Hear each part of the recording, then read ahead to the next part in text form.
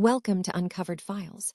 जरा तसव्वुर कीजिए, 100 साल का बूढ़ा आदमी अंधेरे में अपनी मौत की आखिरी सांसें गिन रहा है। कमरे में सिर्फ एक टिमटिमाती मोमबत्ती जल रही है और एक सफेद दाढ़ी वाला इंसान उस बूढ़े के मरने का बेसब्री से इंतजार कर रहा है। जैसे ही वो बूढ़ा अपनी आखिरी सांस लेता है, वो आदमी तुरंत उसके शरीर को बीच से काटता है, अंदरूनी अंगों को बाहर निकालता है और उल्टे अक्षरों में पूरे 30 पन्नों के नोट्स बनाने लगता है। कोई हॉरर फिल्म लग रही है ना? लेकिन ये कोई डरावनी कहानी नहीं है। ये असल में वो तरीका था जिससे इतिहास के सबसे महान और रहस्यमय जीनियस लियोनार्डो डा विंची ने काम किया। आज के इस एक्सप्लेनर ने हम कागजों पर उतारे गए उनके उसी दिमाग को डिकोड करेंगे जिसे दुनिया से छिपा कर रखा गया था। चलिए सीधे इस रहस्य के बीचों बीच चलते हैं। आखिर क्यों एक ऐसे इंसान ने, जिसके सामने न्यूटन और आइंस्टाइन जैसे वैज्ञानिक भी बस आम इंसान लगते हैं, अपनी खोजों को पूरी दुनिया से छिपा दिया? उनके पास 13,000 से ज्यादा पन्नों की नोटबुक थी और ये कोई आम डायरी नहीं थी। सब कुछ उल्टे हाथों से, राइट से लेफ्ट की तरफ लिखा गया था। इतना सीक्रेट कि इसे सिर्फ एक आईने के सामने रखकर ही पढ़ा जा सकता था। इन पन्नों के अंदर उड़ने वाली मशीनों के राज, नसों की एकदम सटीक तस्वीरें और भविष्यवाणियां कैद थीं। तो सबसे बड़ा सवाल यही है कि उन्होंने अपना सारा ज्ञान इस तरह कोड लैंग्वेज में क्यों लॉक कर दिया? इस पहेली को सुलझाने के लिए हमें थोड़ा सा टाइम ट्रैवल करना होगा। साल था 1580। लियोनार्डो की मौत को करीब 60 साल बीत चुके थे।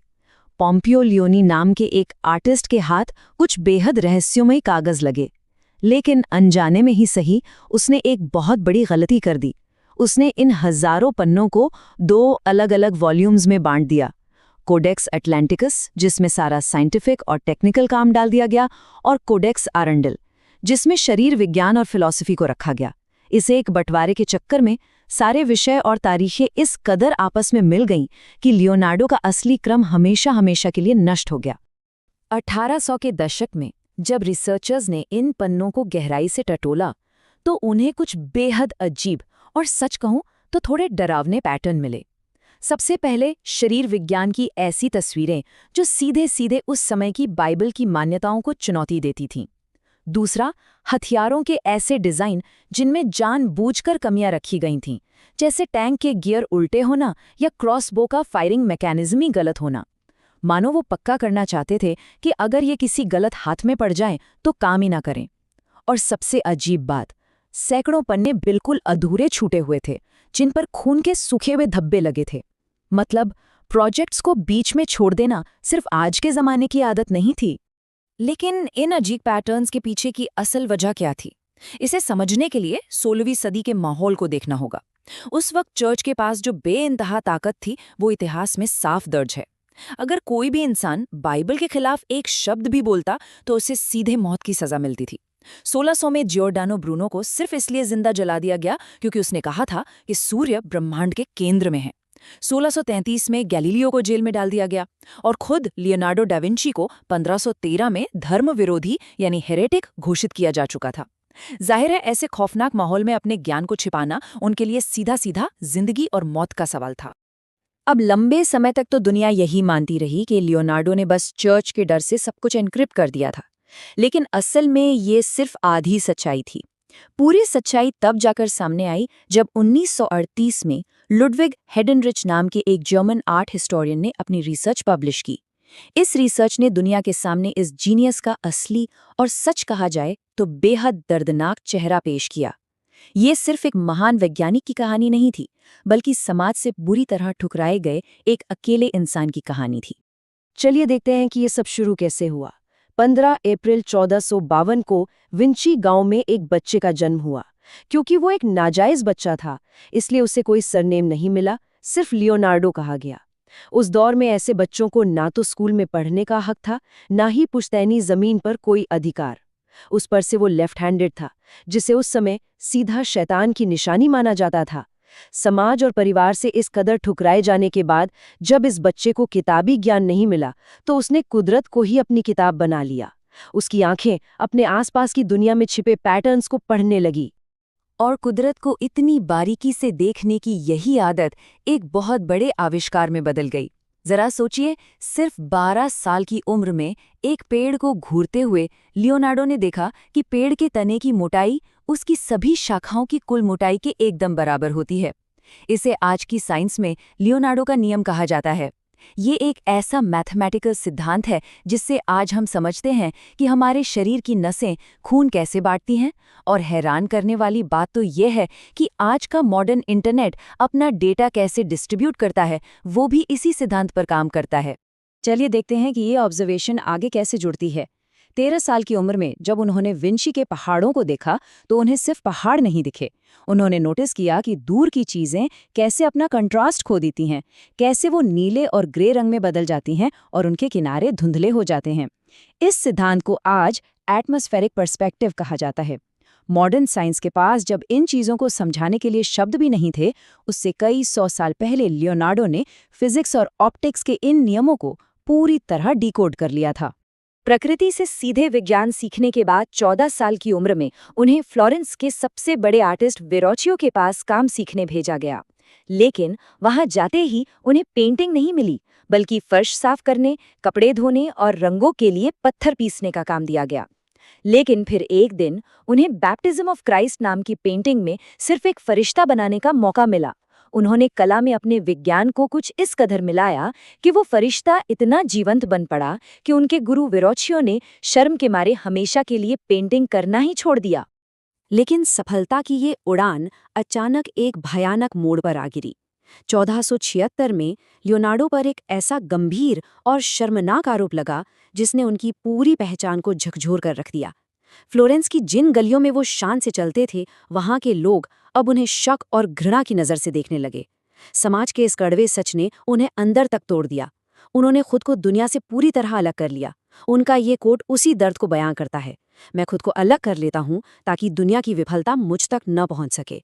और ठीक यहीं से शुरुआत होती है उनके असल जुनून की। दुनिया से दूर, खुद को एक कमरे में बंद करने के बाद उनकी इकलौती दोस्त बन गई उनकी नोटबुकें। अब वो इंसान के वजूद के सबसे गहरे रहस्यों को खंगालने लगे थे और उनके दिमाग में सबसे पहला और सबसे गहरा सवाल यही था, आत्मा आखिर बसती कहाँ है? इंसान के जज्बात, उसका डर, उसकी पहचान शरीर के किस हिस्से में छिपी है?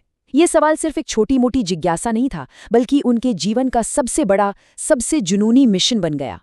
इस सवाल का जवाब ढूंढने के लिए उन्होंने जो किया वो किसी के भी रोंगटे खड़े कर देगा। 1489 में उन्होंने गैर कानूनी तरीके से मुर्दों को स्मगल करना शुरू किया। जरा सोचिए, इंसान की खोपड़ी को काटकर दिमाग की संरचना को समझने के लिए उसके अंदरूनी हिस्सों की इतनी सटीक ड्राइंग्स बनाना जो आज की आधुनिक एमआरआई मशीन के स्कैन जैसी लगती हैं। याद रखिए, ये सब एमआरआई मशीन के आविष्कार से पूरे 500 साल पहले हो रहा था। उन्होंने दिमाग के उन हिस्सों को बिल्कुल सही सही मैप किया जहां उन्हें लगता था कि इंसान के जज्बात और आत्मा का बसेरा है। उन्होंने सिर्फ दिमाग के अंदर ही नहीं, बल्कि बाहरी शरीर की खूबसूरती का भी एक साइंटिफिक फॉर्मूला ढूंढ निकाला। उनके मुताबिक सुंदरता कोई भावना नहीं है, बल्कि एक बिल्कुल सटीक गणित है, और वो सारा गणित सिर्फ इस एक नंबर पर टिका है, 3। लियोनार्डो ने साबित किया कि एक आकर्षक चेहरा पूरी तरह ज्योमेट्री से चलता है और इसे माथे से लेकर ठुड्डी तक 3 बिल्कुल समान हिस्सों में बांटा जा सकता है। उनका पक्का मानना था कि पूरा मानव शरीर अनुपातों का एक बेहतरीन और कैलकुलेटेड सिस्टम है। अब इस बात को बेहतर समझने के लिए एक बार सैंड्रो बोटेचेली और लियोनार्डो के काम को आमने सामने रखकर देखते हैं। बोटेचेली की कला में एकदम सख्त आउटलाइंस और स्पष्ट बॉर्डर मौजूद हैं। वहीं दूसरी तरफ लियोनार्डो ने यह समझ लिया था कि असल जिंदगी में रोशनी कभी भी ऐसे सख्त किनारे नहीं बनाती।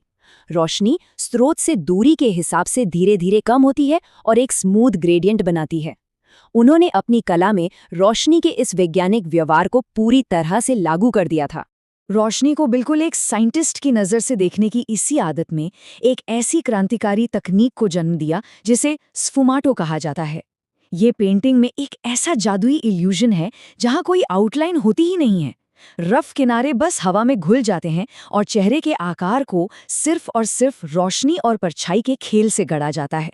ये बात साबित करती है कि लियोनार्डो की कला सिर्फ कला नहीं थी, वो पूरी तरह से विज्ञान और भौतिकी के नियमों पर टिकी थी।